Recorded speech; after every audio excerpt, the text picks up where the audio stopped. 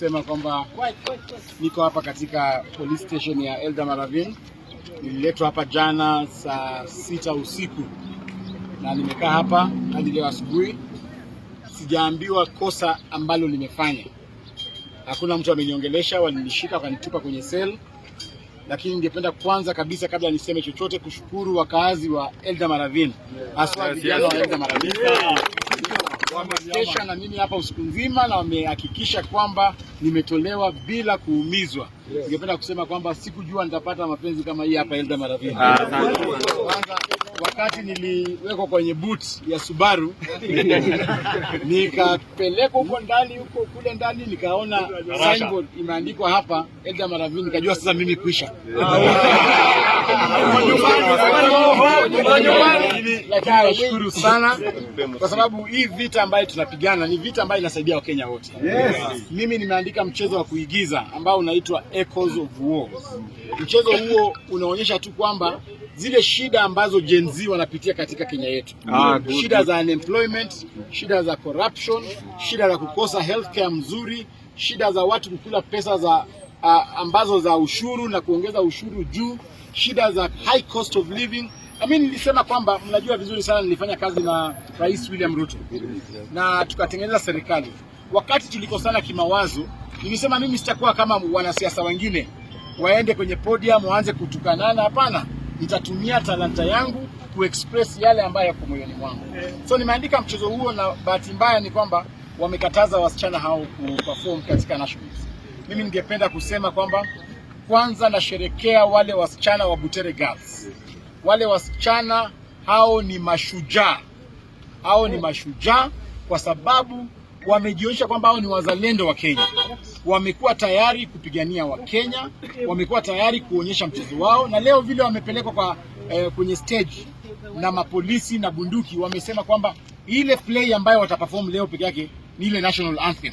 Hiyo ni ishara ya uzalendo katika nyoyo za hao wasichana. Tumependa kuwasherekea na kuhakikishia Wakenya kwamba mchezo huu Echoes of War utafanywa.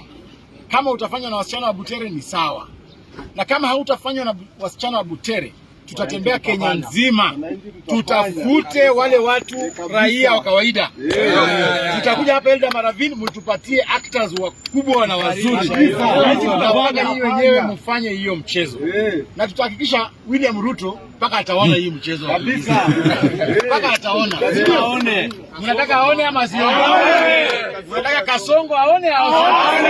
Kwa nini? Hakuna nimepata leo. Hakuna barabara kwa majina. Yani kwa sababu tunataka pia ulinzi. Tunataka pia ulinzi wa hao watoto uwe vizuri. So ile kitu ambayo tunafanya kwanza sasa hivi ni kuhakikisha kwamba wasichana wetu wa Butere Girls are as safe as possible. Tuhakikishe kwamba wamekaa mahali pazuri na hawajadhulumiwa na mtu yeyote. Mimi ningependa tu kuomba kwamba wale maafisa ambao wanatumia excessive force kwa watoto wa shule waache kupiga watoto wetu wa Butere Girls. Hawa watoto hawana makosa, hawa watoto ni wazalendo na hawa watoto ni wa Kenya. Ningependa kusema kwamba Mheshimiwa Eugene Wamalwa karibu anafika hapa, na waheshimiwa wengine wanafika kwa dakika 5 tutakuwa nafika, alafu tutaweza malizia. Labda tu kidogo mheshimiwa, labda raia pia waongee hapa. Makosi kabla raia waongee. Nasikia pia wasichana 15 ya Butere Girls are missing. Sijui that is why nimesema kwamba tulikuja na watoto 38 wale ambao walikuja kuperform play hii, lakini sasa hivi tunaambiwa kwamba watoto 15 hawapatikani.